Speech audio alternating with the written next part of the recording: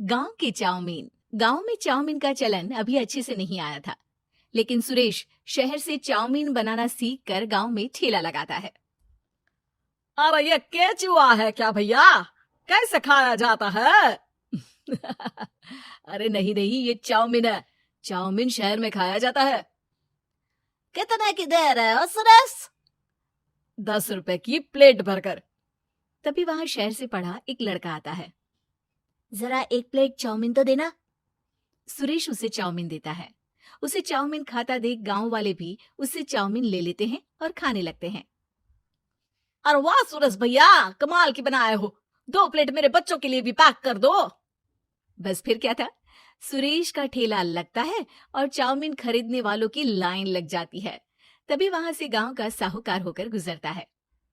और ये क्या भीड़ लगी है? लगता है झगड़ा हो गया है गांव में। चलूं मैं अभी तो मजे ले लूं। अरे कहाँ है, इतनी भीड़ लगी है यहाँ? लड़ाई हो गई है क्या? अरे साहूकार साहब, ना ना ना, कोई लड़ाई ना हुई है। ये तो सुरेश की दुकान है चाउमीन की। हम लोग चाउमीन खाने आए हैं, आप भी खाइए ना। साहूकार चाउमीन खाता है और सुरेश की तरफ देखता है, जो सारे दिन के पैसे गिन रहा होता है। अरे सुरेश, क्या लागत है इस काम की? अरे साहूकार जी, आप अब आए हैं तो ये पूरे 10,000 रुपए ले जाइए, जो पिछले साल शहर जाने से पहले आपसे लिए थे ना। लागत तो क्या कहे, जो आपने दिया था उसी में सीखा भी है और दुकान भी खोल ली। अरे पैसे इतने जल्दी क्या जरूरत थी? कैसे जरूरत नहीं थी साहूकार जी, इतना मोटा ब्याज कहाँ से भरते। साहूकार को अब सुरेश की दुकान को हड़पने की लालच आ जाती है। नाना करते ये सारे दिन में 500 रुपए कमा ही लेता है। अरे गांव में ये ऐसे ही कमाता रहा तो कहीं ब्याज का काम ना शुरू कर दे। अरे भैया, कोई ना कोई जुगाड़ तो करना पड़ेगा। अब साहूकार घर आ जाता है और अपनी बीवी को सारी बात बताता है।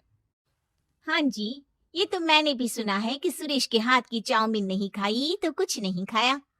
अरे हाँ हाँ, सही ही कहते हैं। मैं अभी खा कर ही आ रहा हूँ।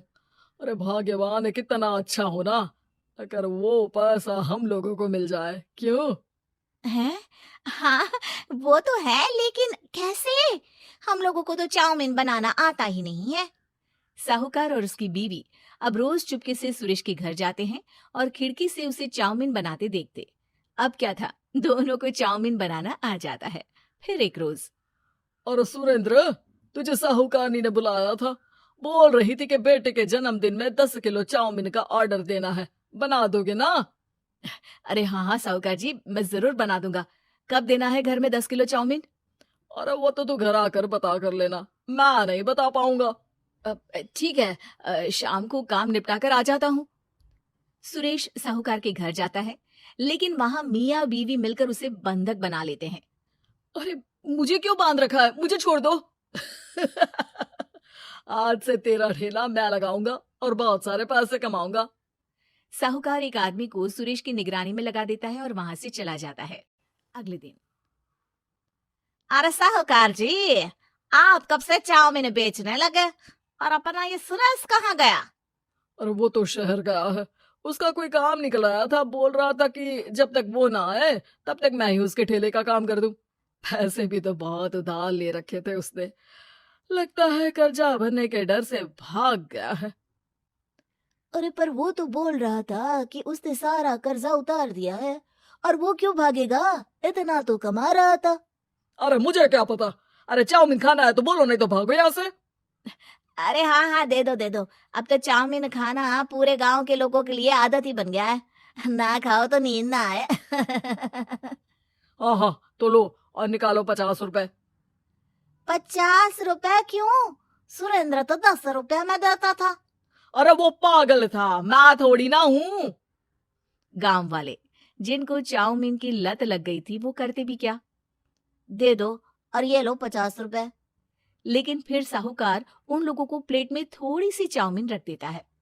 अरे ये क्या, पैसे 5 गुना ज्यादा और चाउमीन बस इतनी सी?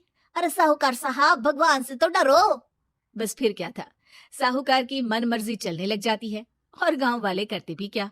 एक रोज मुझे तो लगता है कि सुरेश को साहूकार ने मार डाला होगा, क्योंकि उसका काम इतना अच्छा चल रहा था, फिर वो क्यों जाता, और वो भी साहूकार के हवाले दुकान करके। ना बाबा ना। अगले रोज भाग्यवान, देखो तो जरा, इस सुरेश भी ना कितना पागल था। जिस काम से वो ज्यादा पैसे बना सकता था, उससे इतने कम पैसे छाप रहा था। 50 रुपए प्लेट में भी गांव वाले खूब खा रहे हैं चाउमीन। हाँ जी, और जितने में वो लोगों को 10 प्लेट खिलाता था भर भर कर हम लोग उतने में 20 प्लेट बना रहे हैं, क्यों जी? वहीं सुरेश रोज भगवान से मांगता कि बस एक बार वो किसी तरह वहां से निकलने में कामयाब हो जाए, लेकिन उसकी हर कोशिश नाकामयाब होती। फिर एक दिन अरे भाग्यवान, ऐसा कुछ करो कि चाउमीन बनाने का खर्चा आधा हो जाए, जिससे हम लोगों को और मुनाफा हो। ना जी, मुझे तो कोई तरकीब ना सूझ रही। अरे सुनो, एक काम करते हैं, चाउमीन बनाने में जो सब्जी लगती है वो मंडी में लेने तुम देर रात चली जाना। तब तक वो सारी सड़ी गली सब्जी जो दुकानदार वहीं फेंक जाते हैं, वो उठा कर ले आना फ्री में। अरे वाह जी वाह, आप तो बहुत समझदार हैं जी। बीवी वैसा ही करती है, लेकिन अब लोग चाउमीन खाते तो मुंह बनाकर। फिर एक बार अरे राम राम राम, ये पेट में दर्द काहे हो रहा है? आई, आई, आई, आई, आई। हाय रे हाय, मेरा भी पेट दर्द के मारे फटा जा रहा है।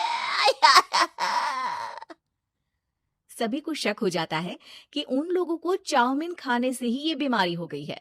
वहीं दूसरी तरफ जो आदमी सुरेश की निगरानी कर रहा था, वो सो रहा होता है और मौका देखकर सुरेश वहां से भाग जाता है।